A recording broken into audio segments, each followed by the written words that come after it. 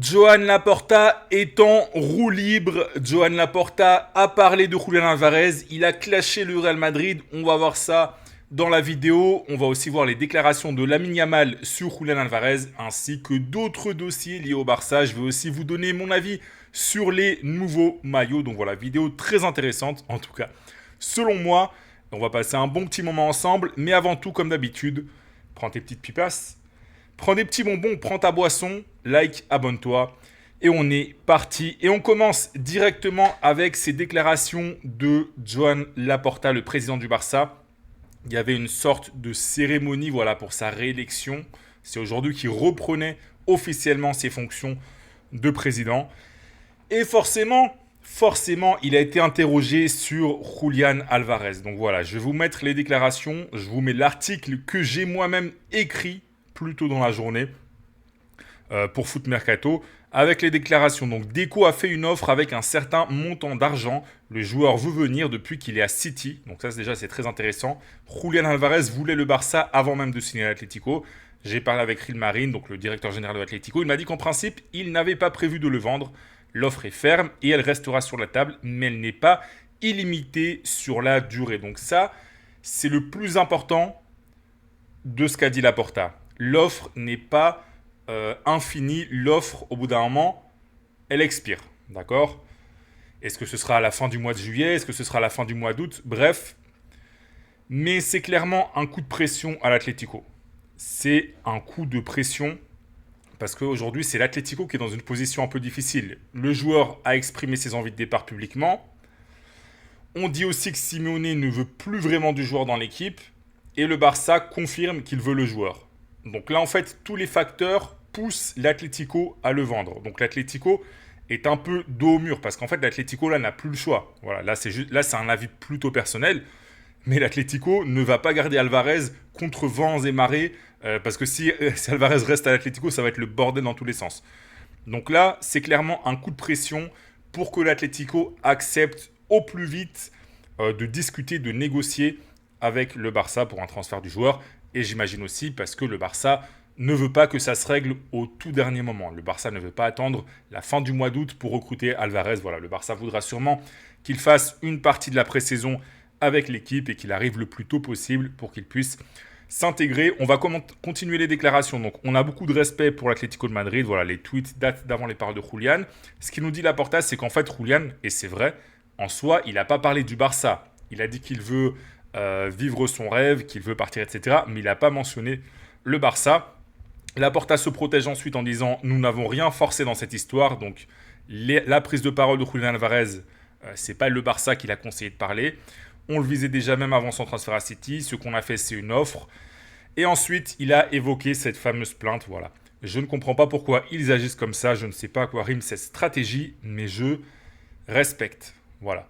Vous savez que l'Atlético estime que le Barça a parlé avec Julián Alvarez sans l'accord de l'Atlético. Donc ça enfreint les règles de la FIFA concernant le mercato, avec cette plainte qui a été déposée hier auprès de la FIFA et de la Fédération espagnole. Alors ça, pour moi, c'est un peu bidon. Alors, je ne dis pas que la plainte n'existe pas, la plainte existe sûrement, mais tous les clubs le font. L'Atlético vient d'ailleurs de trouver un accord avec Morten Hjulmand, le milieu de terrain du Sporting, et n'a toujours pas d'accord avec le club portugais.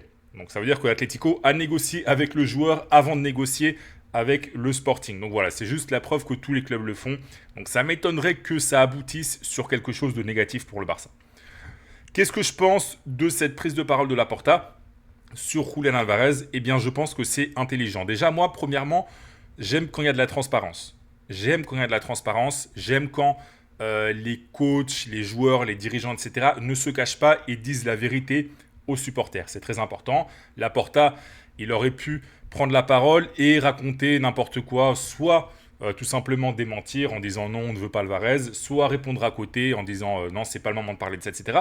Mais non, il a répondu, il a donné sa version des faits, il a dit la vérité, je pense que ce qu'il dit, c'est la vérité.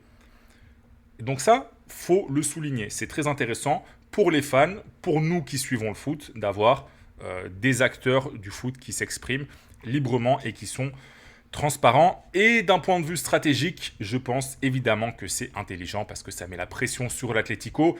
C'est encore plus de pression sur les épaules de la direction colchonera. Et je pense que pour le Barça, c'est positif aussi maintenant de s'exprimer. Voilà. C'est bien aussi d'avoir attendu que Julián Álvarez fasse le premier pas. Autant pour le joueur, je ne sais pas si c'était la meilleure idée, je l'ai déjà dit dans une vidéo, autant pour le Barça, c'est bien d'avoir attendu que Julián parle. Voilà, c'est intelligent et on va dire que c'est aussi plus réglo. Donc voilà. Franchement, Laporta, bon, je ne vais pas dire masterclass de communication, ce sera un peu exagéré, mais une sortie médiatique intelligente et bien menée de la part du président du Barça. Vous savez que Laporta, je ne le porte pas forcément dans mon cœur. Hein. C'est pas pour moi, c'est il y a des fois où il fait un peu n'importe quoi, etc. Mais là, bien joué. Et il n'a pas que parlé d'Alvarez, il a aussi parlé du Real Madrid. Il a taclé le Real Madrid. Donc voilà, je vais vous mettre rapidement ses propos. Il a dit dans d'autres endroits, donc comprendre à Madrid, ils sont très nerveux et ils font des conférences de presse esperpenticas, on pourrait traduire ça par loufoques, et qui ont perdu le nord et surtout, ils ont des déjà-vus. D'accord? Donc, quand il parle des conférences de presse loufoques, évidemment, il parle de Florentino Pérez. Évidemment, il parle des attaques du Real Madrid envers le Barça avec l'affaire Negreira, etc. Pérez qui a dit que le Barça a volé des Ligas, etc. Et quand il parle de déjà-vu, eh bien, évidemment, il parle de Mourinho, du retour de Mourinho au Real Madrid. Et en plus de ça, derrière, il explique que il compte sur Flick, que Flick c'est très bien, etc. Donc voilà. Il en a évidemment profité pour tacler le Real Madrid et il a aussi expliqué qu'en gros, il veut que le Barça continue d'être un club qui appartient à ses socios à l'heure où Florentino Pérez envisage de vendre une petite partie du capital du Real Madrid. Donc voilà. Bon, ça c'est un peu du fan service, comme je dis, voilà. Il sait que les fans vont apprécier, il sait que les socios vont apprécier, donc voilà. Il met quelques petits taquets au Real Madrid. Ça sert pas à grand chose, mais ça fait plaisir aux supporters, voilà. C'est marrant, mais bon, en soi, ça sert pas à grand chose. Et si Laporta a parlé, eh bien le président de l'Atlético a parlé aussi. Bon, il dit toujours la même chose, donc on va faire vite, hein, on va faire bref. Hop, je vais vous faire ma pub. Il a expliqué tout simplement, c'est un joueur de l'Atlético de Madrid et il continuera d'être un joueur de l'Atlético de Madrid. Donc, vous l'avez compris, il ne compte pas vendre Julián, mais bon, ça encore une fois, c'est toujours le même discours de façade. Il a dit qu'il n'y a aucune offre de personne et que même s'il y avait des offres, il ne vend pas, ils ne sont pas prêts à vendre. Ça, encore une fois, voilà, c'est du discours de façade, c'est de la communication. Évidemment, il y a eu des offres. Il y a eu des offres tout simplement parce que le Barça l'a confirmé et pour le coup, le Barça n'a aucun intérêt à mentir. Il y a eu la fameuse offre du Real Madrid là, de 150 millions d'euros. Bon, ça, je veux bien croire que c'était du pipeau. Mais voilà, Cerezo, le président de l'Atlético, il est dans sa posture, voilà, histoire de montrer un peu les muscles, comme je dis tout le temps, c'est une expression que j'utilise beaucoup avec l'Atlético. Et l'Atlético va finir par lâcher l'affaire. Je ne sais pas si ce sera après le mondial, je ne sais pas si ce sera à la fin du mercato, mais l'Atlético va finir par lâcher l'affaire et vendre Julián, j'en suis persuadé. Et vous avez vu que beaucoup de joueurs du Barça se sont exprimés sur Julián, Pedri, Gavi, Dani Olmo. Il manquait Lamine Yamal, évidemment, et Lamine Yamal s'est exprimé dans différents médias. Et il a expliqué, Julián est un grand joueur, et si j'étais lui, je viendrais dans le meilleur club du monde. Donc voilà. Là, je pense qu'on ne peut pas faire plus clair que ça. Lamine Yamal veut Julián Álvarez au Barça. Et en plus de ça, on avait dit dans une vidéo il n'y a pas si longtemps que ça que Julián Álvarez, il était très sensible aux déclarations des joueurs du Barça. Voilà, il appréciait beaucoup que les joueurs du Barça se positionnent publiquement. Et bien là, encore un joueur du Barça qui drague, on peut dire ça comme ça, Julián Álvarez publiquement. Et là aussi, voilà, j'apprécie, j'aime bien que les joueurs se mouillent, j'aime bien que les joueurs disent ce qu'ils ont dans leur tête. Donc voilà, déclaration intéressante. Et il a aussi expliqué qu'il aimerait bien Oyarzabal au Barça. Voilà, s'il pouvait recruter deux joueurs, Julián Álvarez et Oyarzabal, son coéquipier en sélection espagnole. Voilà, l'attaquant de pointe de la Roja et de la Real Sociedad. Même si à la Real Sociedad, souvent il joue plutôt sur un côté. D'ailleurs, à la base, c'est un ailier, c'est pas un numéro 9. Bref, on va enchaîner sur une information de sport, d'accord, qui reprend des médias un peu partout. Voilà, c'est plutôt une sorte de mix, de condensé d'informations qui concerne Cristian Romero, le défenseur de Tottenham qui veut quitter le club anglais et surtout, il veut le Barça. Quel est le problème? On en a déjà parlé plein de fois. Eh bien, le Barça ne veut pas recruter de défenseurs. Voilà. Romero, c'est un joueur qui plaît beaucoup à Deco et Flick. C'est ce que nous dit le journal Sport. Et dans le cas où le Barça décide de recruter un défenseur central, ce serait même la priorité. Sauf que le Barça ne veut pas de défenseur central. Mais voilà, je l'ai dit plein de fois. Pour moi, le Barça se trompe. Le Barça doit recruter un défenseur central. Alors, est-ce que Romero, c'est le meilleur choix? Je ne sais pas. C'est un bon choix. En plus, ça évoque un montant de 60 millions d'euros. Donc, c'est pas non plus abusif. C'est pas une bonne affaire. C'est pas un joueur peu cher, mais c'est pas non plus un joueur hors de prix. Mais le Barça ne veut pas de Romero. Voilà. Le Barça estime que Araujo et Andersen, c'est mieux que Romero. Eh bien, il va se passer ce qu'il se passe tout le temps en Ligue des Champions. On sait ce qui va se passer, voilà, parce que le Barça ne veut pas renforcer son secteur défensif.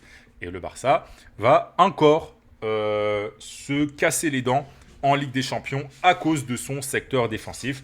Alors évidemment, ce n'est pas uniquement une question de nom, d'individualité, etc. C'est aussi un problème de ligne haute, etc. Voilà, c'est pas uniquement les joueurs qui sont mauvais, c'est aussi le système de Flick, enfin la stratégie de Flick qui n'aide pas forcément. Mais voilà. Non mais là, imaginez, je sais pas, Koubarsi se blesse. Imaginez un match de Ligue des Champions pour X circonstances, le Barça se pointe avec Christensen et Araujo en défenseurs centraux. Qu'est-ce qui va se passer selon vous? Voilà, bon, le Barça ne veut pas recruter. Voilà, on verra. Et justement, en plus de ça, Christensen a été officialisé aujourd'hui. Prolongation de Christensen. Pourquoi le Barça prolonge Christensen? Quel est l'intérêt? Est-ce que Christensen a prouvé cette saison que c'est un joueur qui peut apporter au Barça? Alors oui, peut-être qu'il est gentil, peut-être qu'il fait des blagues à l'entraînement, hein, il a le sourire, etc. Mais bon, moi, tu me mets au Barça, moi aussi, je serais gentil à l'entraînement. Est-ce que ça justifie le fait qu'il reste? Pour moi, non. C'est un joueur qui est tout le temps blessé en plus de ça. Bref, pour moi, ça ne sert à rien. Voilà. Quand je vois l'effectif qui est en train de monter le Real Madrid en défense centrale, et je vois celui du Barça, je pense qu'il n'y a pas photo. Mourinho va se retrouver avec, en défense centrale, Militao, Heusen, Rudiger, Konaté, Bastoni s'il est recruté, etc. Donc pour deux postes, 5 très bons défenseurs centraux. Je compte même pas Asensio en plus.